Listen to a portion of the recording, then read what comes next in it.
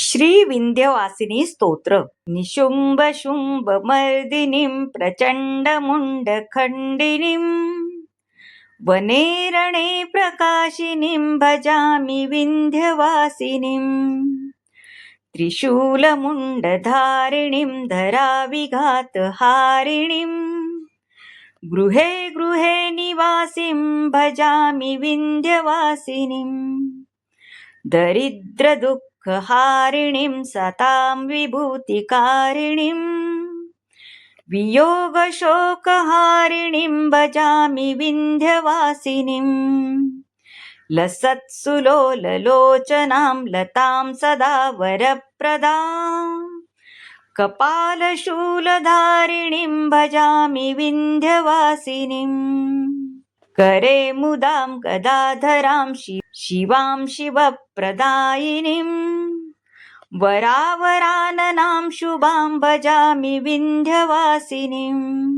ऋषीन्द्रजामिनप्रदां त्रिधास्यरूपधारिणीं जले स्थले निवासिनीं भजामि विंध्यवासिनीं.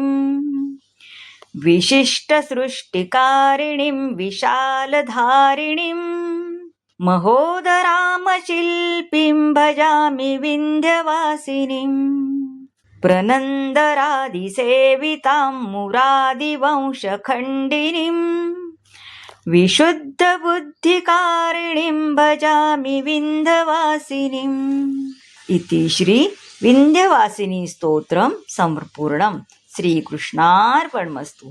श्री स्वामी समर्थ.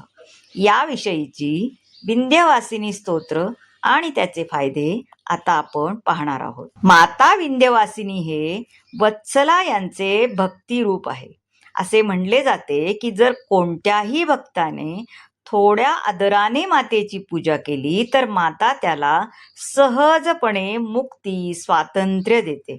विंध्य पर्वताला जागृत शक्तिपीठाचा दर्जा प्राप्त झालाय आणि विश्व समुदायात एक अतुलनीय सन्मानही प्राप्त झाला आहे. आईच्या करुणामय दृष्टीला जर तुम्ही एका पाषाण समूहालाही या श्रेणीत ठेवू शकत असाल तर पूर्ण आदराने पूजा केल्यास आई तुम्हाला काय देणार नाही. प्रयाग आणि काशीच्या मध्यभागी विंध्याचल नावाचे एक तीर्थक्षेत्र आहे जिथे विंध्यवासिनीच्या रूपात ही माता वास करते. श्री गंगा नदीच्या काठावर वसलेल्या या महातीर्थशास्त्राला सर्व शक्तिपीठांचे प्रमुख म्हणून घोषित करण्यात आले आहे. हे महातीर्थ भारतातील 51 शक्तिपीठांपैकी पहिले आणि शेवटचे शक्तिपीठ असून ते गंगा नदीच्या काठावर वसलेले आहे. हे स्तोत्र वाचल्याने किंवा श्रवण केल्याने दैवी दुर्गेचा आशीर्वाद मिळतो. व्यक्तीला धन, आरोग्य, सुख समृद्धी, सौभाग्य आणि मोक्ष प्राप्त होतो. म्हणूनच सकाळी विंध्यवासिनी स्तोत्राचे रोज पठण अथवा श्रवण केले पाहिजे. जो कोणी 9 दिवस श्रद्धेने आणि विश्वासाने नियमितपणे विंध्यवासिनी स्तोत्राचा जप करतो अथवा पाठ करतो त्याला जीवनात यश मिळते. विंध्यवासिनी स्तोत्राने सुख, धन, समृद्धी, कीर्ती, शक्ती आणि सुदैवात वाढ होते.